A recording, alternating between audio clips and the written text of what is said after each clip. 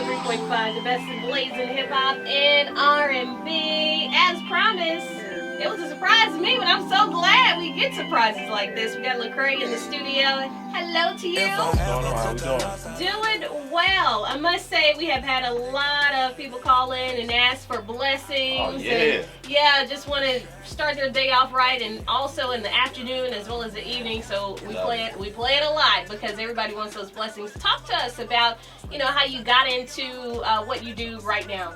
Yeah, well, for me, I always looked at myself. I tell people I was raised on Tupac, and Tupac had two sides of the coin. It was the Dear Mama side and the Hit 'em Up side. I'm the Dear Mama side of that coin, where he wanted to inspire, uplift, and I was just wanted to make music to inspire, uplift, and to just be myself. And so that's really what kind of happened, is just me, just being authentically me.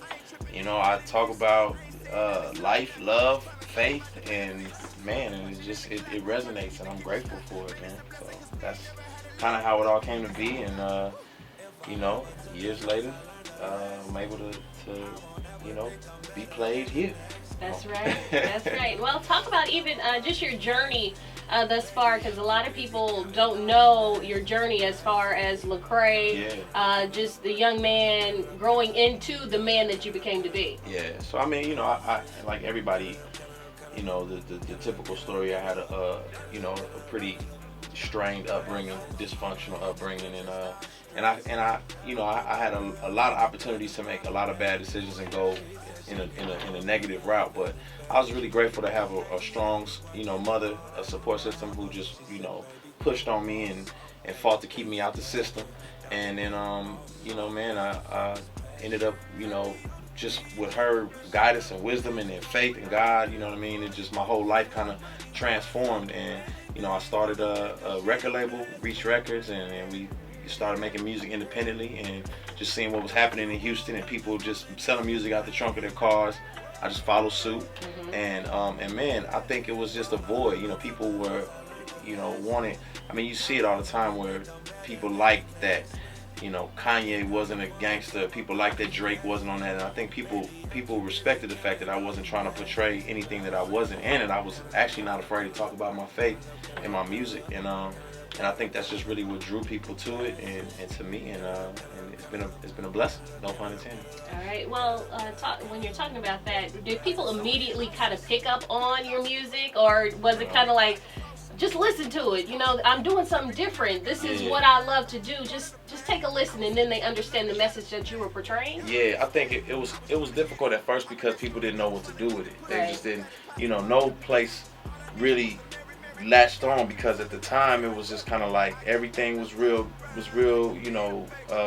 party, gangster, and so hip hop was kind of like, what is it? And then it's like, oh, you talk about his faith, but then the faith-based music was like, nah, that's too rough around the edges for us. So we just made our own lane and just ran with it, and yeah, it was a difficult situation, but I think there was so many people like me that they just gravitated to it, and it was underground, and we made it accessible, and people just ran to it. So it's been a journey, but it's been a good one. That sounds good. Well, talk to us even about Anomaly, because your last album that you had. Yeah, Anomaly, man, was really like me saying I'm an anomaly. Like, I hold a unique space, and I'm not trying to be anything except myself. And I think people just want people to embrace being outsiders, embrace like you are the best you they'll ever be, and you're terrible somebody else. So just run your lane, run your race, and be who you were made to be. And so that's kind of the theme of the album. And then went on to become the number one album on Billboard, which was amazing. Won a Grammy, which was amazing. And then I just kind of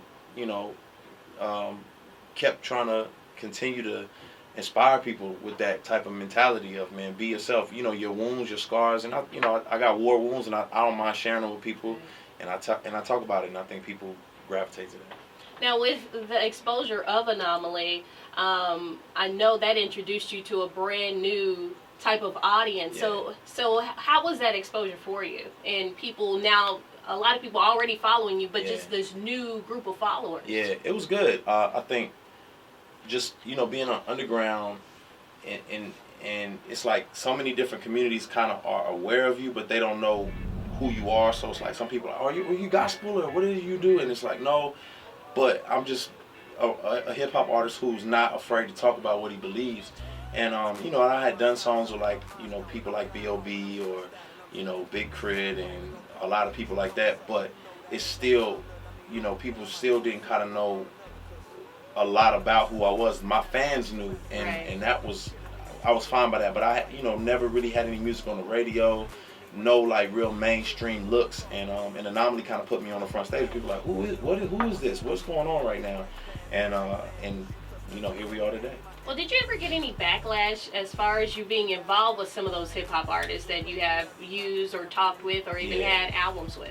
Yeah, I think initially because people wanted me to be who they thought I was, and you know, if you think somebody is a country artist and then they doing pop music, you're like, hey, what's going on? You're not supposed to do that. But I think it's now people are getting comfortable saying, oh, this is just who Lecrae is, and he's just being himself. And so I got to take him out of the box that I created for him and let him be who he is and express himself in the way he wants to. And I'm never going to compromise who I am or what I stand for. But at the same time, I think people just had to realize I don't fit the traditional box that you may have me in, and man, I'm still doing something impactful. Well, talk about even with Reach Records, that your record label, that we have a lot of listeners and we have a lot of people that want to do their own thing as far as their label is concerned. What made you decide to go out and say, this is what I need to do for myself because I know this is what the world needs to hear? Yeah, I think it just came down to realizing that we have something unique, and sometimes people don't believe in what you're doing and they don't want to invest in what you're doing. So you have to invest in yourself and you have to believe in yourself and create it and push it, you know, solo, and not worry about, you know, if someone's going to come alongside or support you, because you know what you have is real and authentic and legit and people, you know, resonate with it. And so that inspired me to just keep pushing, and everybody that I looked up to, like when you see like Diddy, you hear all the stories of how nobody believed in them and they just had to keep working, and that's what happened for us, and we just kept working, and you know, and believed in what we had to, you know, to offer the world, and it was successful, you know, and I can't take no credit. I mean, I give, you know, all the credit to God for like really creating a blueprint for us to do it, and then, you know, fast forward is we get the opportunity to work alongside of Columbia Records to really, you know, take it to a further place. All right, now I was kind of reading around, and I understand you are a graduate of University of North Texas. True. What did you major in? True. I majored in like mass communications for the most part, but then I like had to like narrow it down and like hurry up and just get out of school. Okay. And so I was like, man, just let me just study like electronic media and just get out of here. I'm trying to go. What was your favorite class? So this is funny. My favorite class was not a class. Oh boy, was it an elective? No, so what I used to do, they had a music lab at North Texas, and I would go in there and make beats, and but I was supposed to be in class, but I was in there making, but it worked. It's like, that's how I honed my craft. So I'm just saying, I'm not telling kids to skip class, but I'm just saying I did, and it was beneficial for me. So. And you also pledged, I am finding out, Of course. You are a Kappa man. Of course. So I'm sure you've been able to have a lot of connections in that way across the nation, or actually across the globe. Yeah, it's a beautiful thing to see the support of all the noobs out there, all the men of Kappa Alpha side who just, you know, they glad to see me out here doing something and achieving and representing. So the support and the love has been great. And before we talk about blessings, talk about just your mentorship. I know you've been mentoring or advising some other hip-hop artists, even some people that play professionally in the professional realm. So what has that experience been like for you? It's just connecting with people and sharing life experiences, and just sharing how, you know, my trials and tribulations have helped me. And a lot of times, especially like athletes, like, you know, I have a lot of friends who are professional athletes. Once upon a time, I thought I was going to be one, and it didn't work out. So I just try to get as close to them as I can. So live vicariously through them. But really what it is a lot of them are, you know, you're young and you're on TV and everyone's criticizing you and has something to say about you. And I just always try to remind them that their identity is not wrapped up in how well they play or what they do. You know, they were who they were before they got on the court or on the field.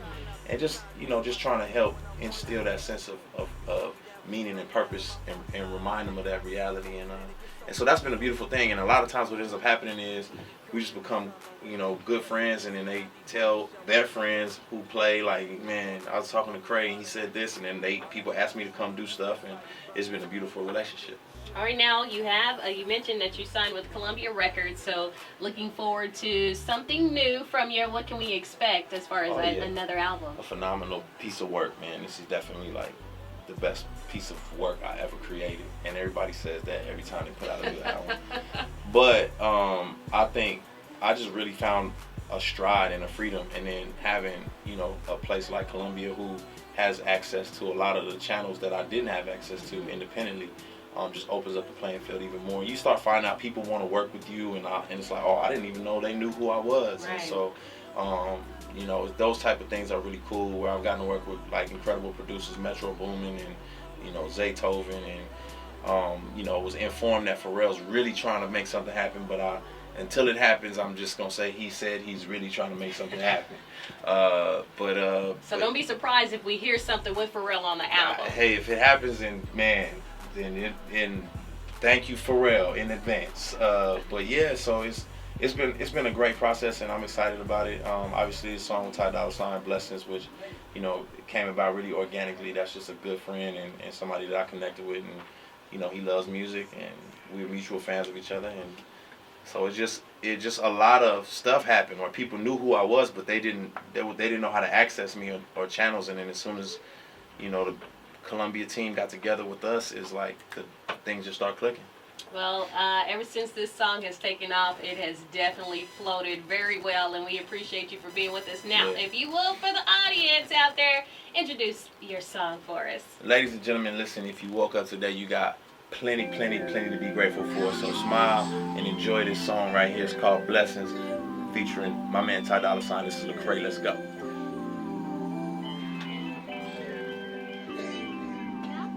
If I ever took a loss, I learned a lesson.